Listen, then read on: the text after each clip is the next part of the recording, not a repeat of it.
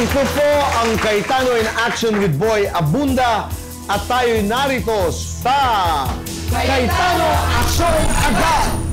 At narito po ang ating bisita, si Julie Vega, na may problema na may kinalaman po sa kuryente. Kasama si Kuya Larry at sila ay magsasalaysay ng kanilang kwento kay Kuya Alan. Kuya Alan? Agad natin i-welcome si Julie. Julie, nakasmile man kami kasi alam namin problema mo, pero tingin namin may solusyon ka agad. Pero kwento mo muna sa atin mga kababayan, ano naging problema ni Julie? Nag-apply po ako ng electric last July. Pagkatapos ipasa lahat ng documents na kailangan and requirements, then sinabi sa akin ng agent ko magkano yung babayaran ko, it's 15,000.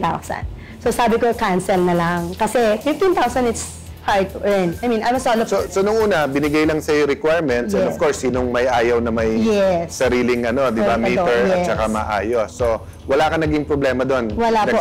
Kinumpleto ko yung requirements. Then after a few months, last week ko lang nalaman na pinuli pala nila yung application ko without my consent. Paano mo nalaman? Kilalabas ko ng hospital. Nasa bahay lang ako. Ngayon, yung isa sa kapitbahay namin nagsabi na, yung ilaw mo pala, nakakabit na. Sabi ko, ha? Anong kabit? Pinakancel ko yon. So, agad kong pinuntahan yung agent, yung nag-aasikaso ng mga papel.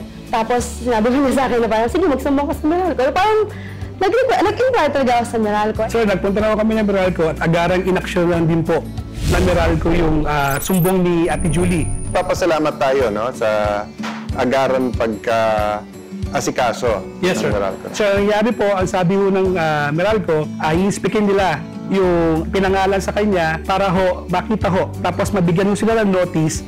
Kung gusto niya i-transfer sa kanyang pangalan, bibigyan siya kung ano yung mga requirements na kailangan i-comply niya. On the second notice, bibigyan siya uli. On the third notice at hindi niya na-comply, yun na po ang termination ng account. Okay.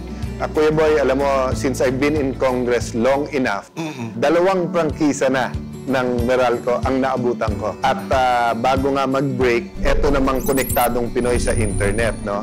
Binabanggit ko to kasi nga, pagdating sa tubig, kuryente, internet, ang naging evolution niyan is to recognize yung karapatan ng consumer. Kasi yes, business yan, yes, magbabayad ka, pero karapatan ng bawat Pilipino na mabuhay din ng matiwasay.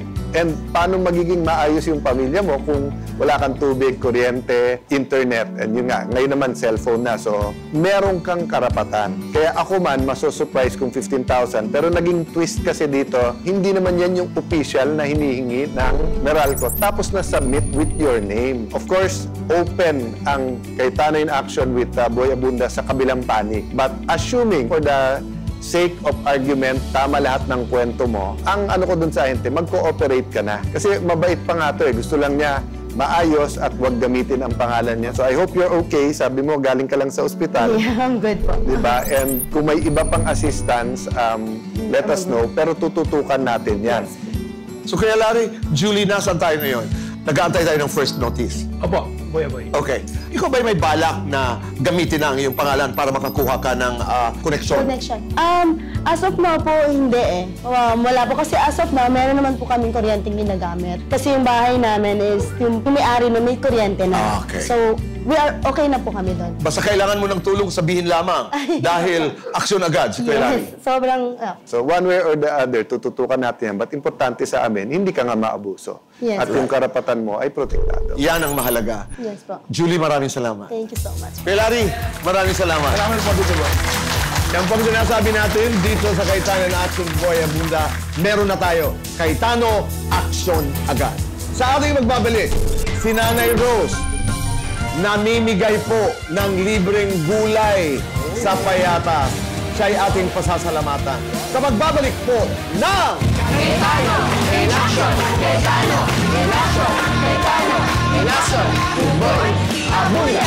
Cayetano in Action with Boy Abunda would like to thank Siomai King, ang hari ng siomai.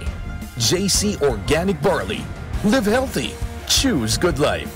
And Seimada from La Luna Cafe. Come home to a delicious tradition. We're located at 103 ML Quezon Avenue, Hagonoy, Taguig. 7. Visit at B6, Bonifacio High Street, BGC, Taguig.